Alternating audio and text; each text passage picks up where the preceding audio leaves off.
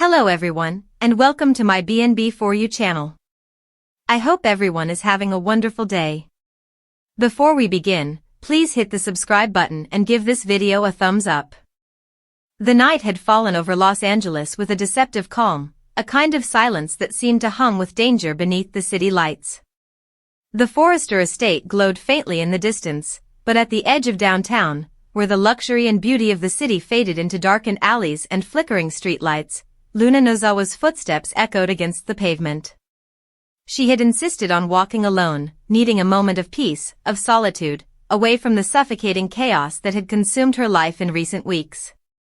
Her pregnancy had become the talk of everyone she knew, from Finn's quiet concern to Steffi's cautious distance, from Hope's relentless sympathy to Bill Spencer's unpredictable intensity. But Luna needed air. She needed to breathe again, to think without judgment or whispers.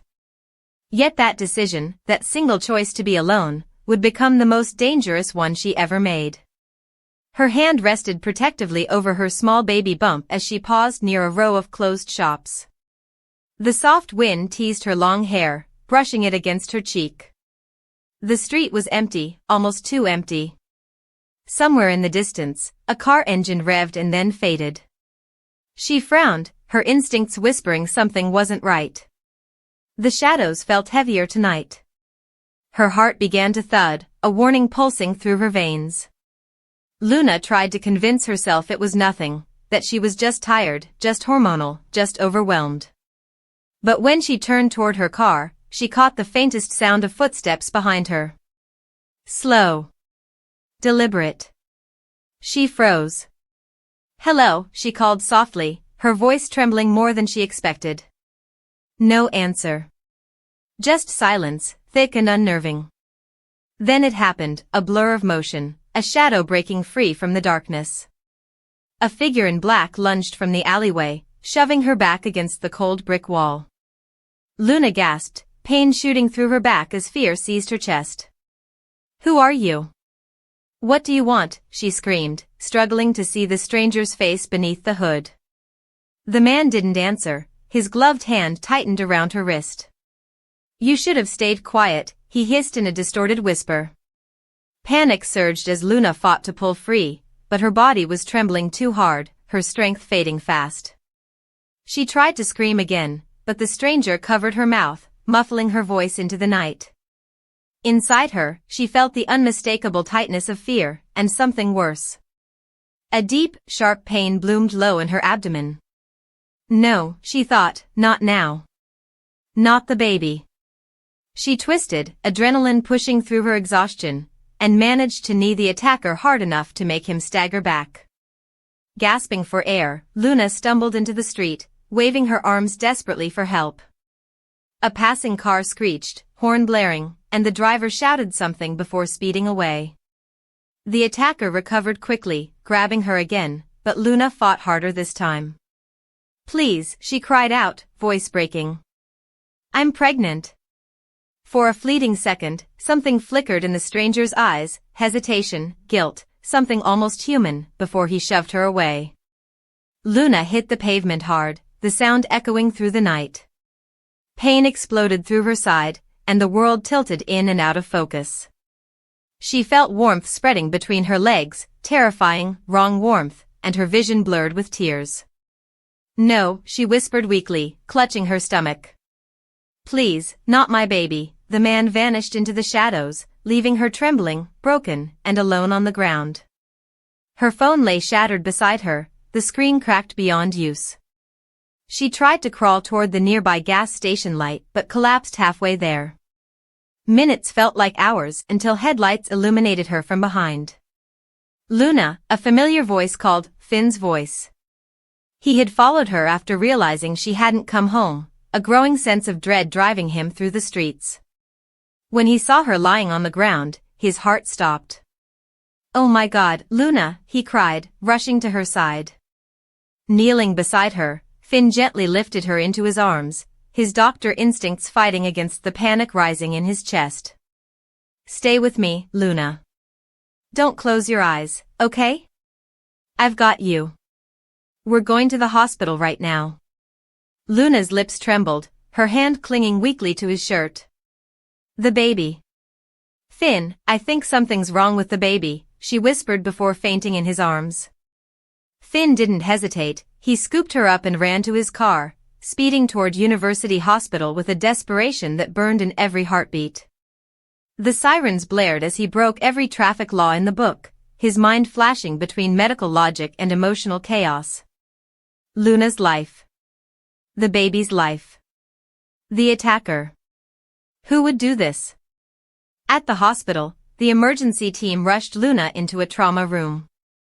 Blood pressure dropping, pulse erratic, and signs of abdominal trauma, Finn barked orders at the staff with cold precision, but his eyes betrayed the agony of a man torn between duty and love.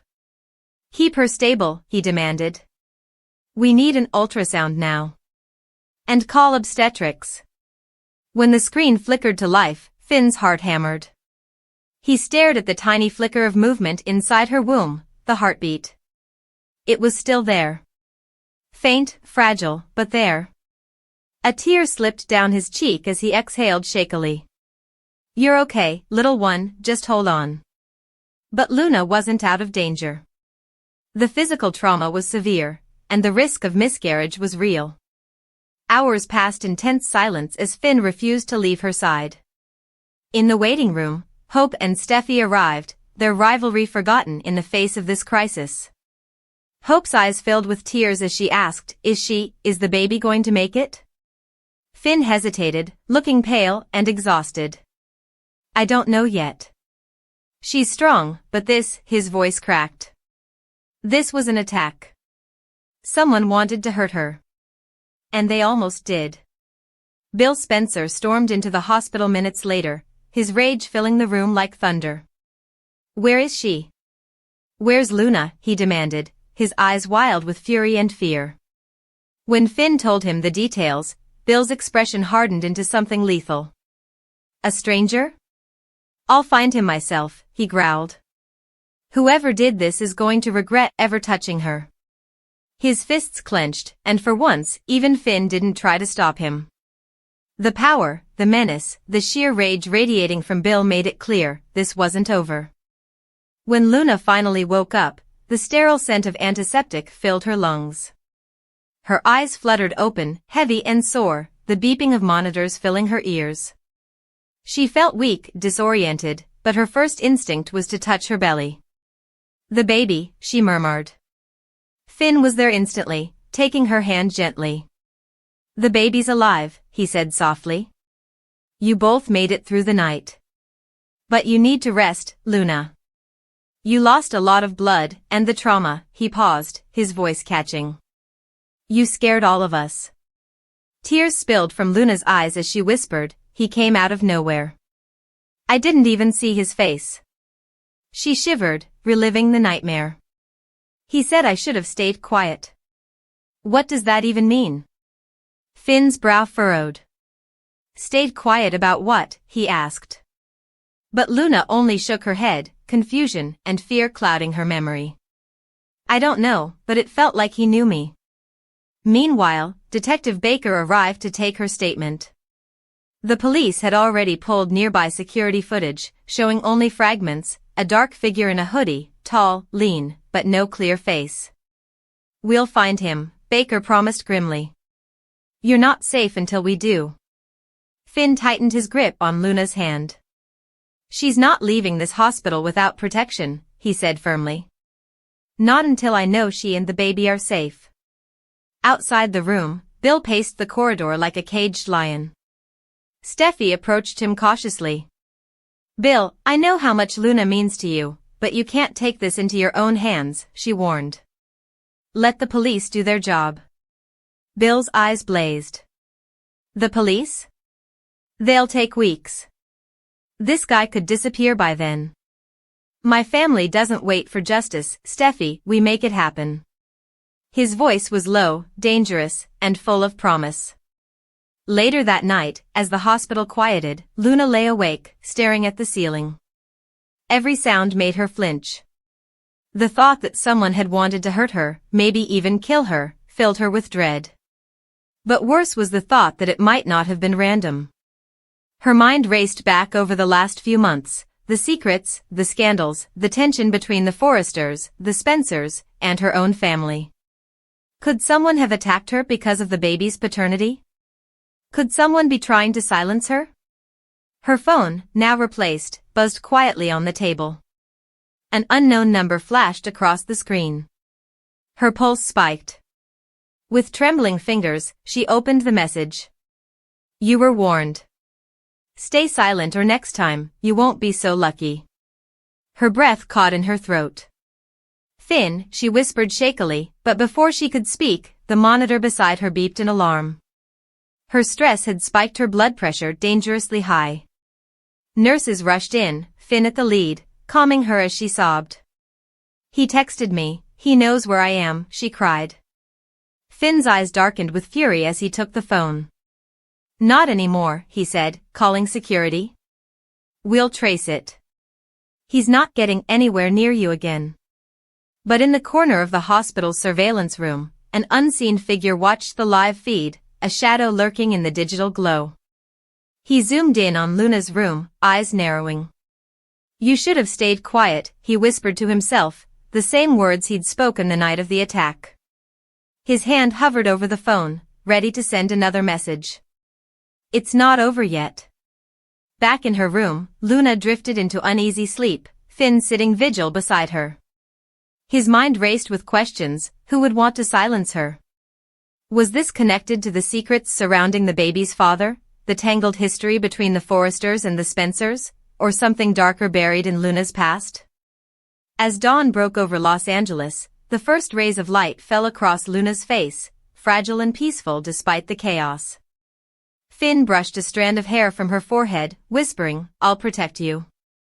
No matter what. Outside the hospital, Bill's car roared to life as he made a call. Find him, he ordered his private investigator. I don't care what it takes or who's protecting him, I want a name, a face, and a location by tonight. The engine growled as he sped away into the morning fog, a storm of vengeance brewing in his chest. But somewhere in that fog, the attacker was already watching, waiting, knowing that his unfinished business with Luna Nozawa was only just beginning. And as Luna clutched her stomach in her sleep, unaware of the danger still circling her, the faintest kick from her unborn child reminded her, and everyone, that even in the heart of fear, life still fought to survive.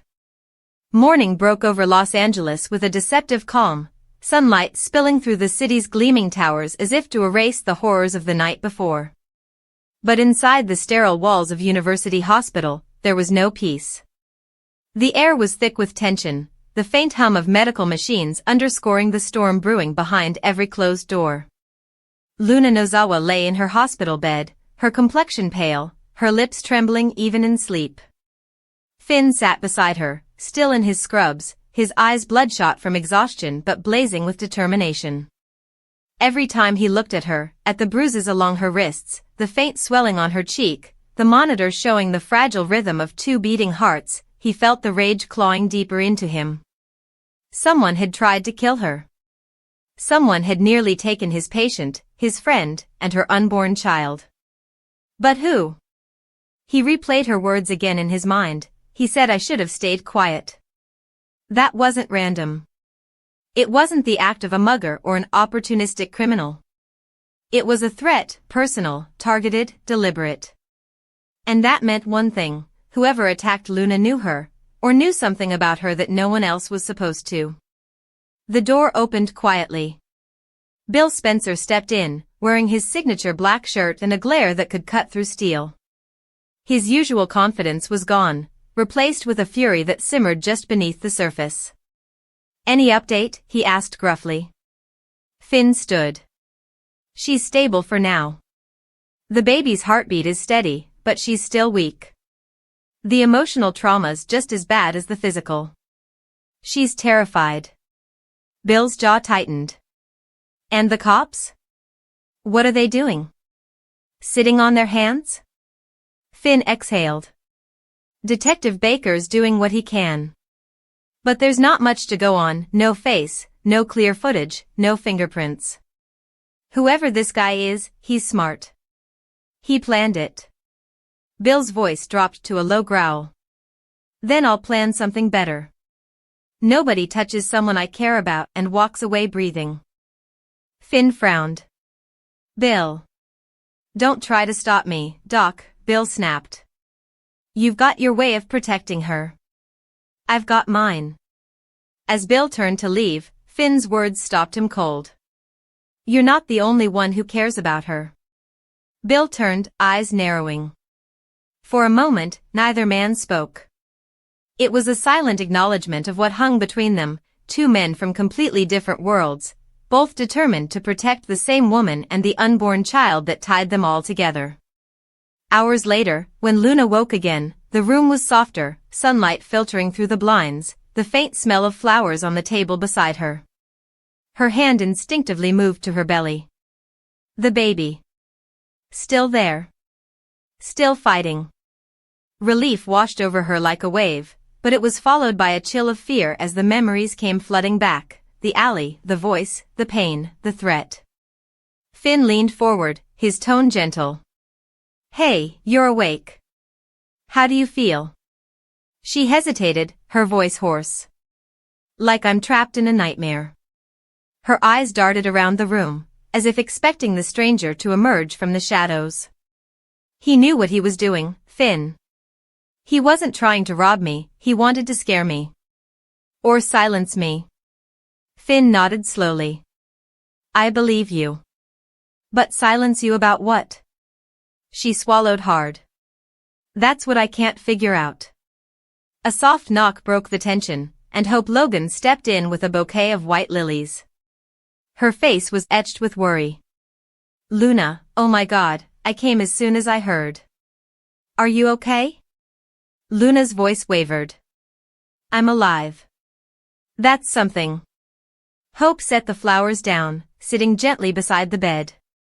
We're all so worried about you. Steffi, Ridge, even Brooke, everyone's talking about it. They're terrified this wasn't random.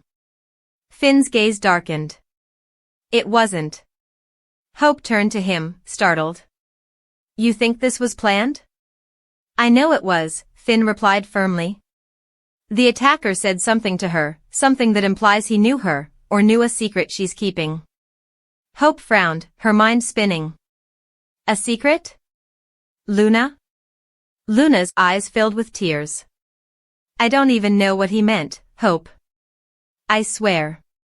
But as she spoke, something inside her twisted, not just fear, but guilt. There was something she hadn't told anyone, not even Finn. Something she'd promised to bury. That night, as the city outside shimmered beneath the moonlight, Luna's dreams were plagued by fragmented memories, a face she couldn't place, the smell of smoke, the echo of a man's laughter. She woke up gasping, clutching her stomach, drenched in sweat. Finn rushed in, alarmed. Luna? Are you okay? She nodded shakily. It was just a dream. But it felt real. He brushed her hair back gently. You're safe now. I'm not leaving your side. But even as he said it, a text flashed on his phone from an unknown number. He frowned, reading the words. She's not safe. Not from the truth. Finn's stomach turned. Whoever this was, they were watching. The next morning, Bill met with Justin Barber at Spencer Publications. Justin slid a manila folder across the table. I ran facial recognition on the partial footage from the alley. Got a lead. Bill opened the folder, a grainy image of a man in his 30s, dark hair, lean build. Who is he? Name's Damon Quinn, Justin said. Ex-security contractor. Fired 2 years ago after a job gone bad. Rumors say he's been working freelance ever since. Background's messy, minor assault charges, one sealed case involving bribery, Anne. Bill's brow furrowed. And what? Justin hesitated. A connection to Poppy Nozawa. Bill froze. Luna's mother? Yeah. Looks like he used to work for her years ago, before she left San Francisco. There's some kind of dispute between them, but the records are sealed. Bill's fists tightened. So this isn't random. He was targeting Luna because of something Poppy did. Justin nodded grimly. Looks that way. Bill stood abruptly. Find him. I don't care what it costs. I want Damon Quinn in front of me by the end of the day. Meanwhile, at the hospital, Luna's mother, Poppy, arrived, her eyes red and swollen from crying.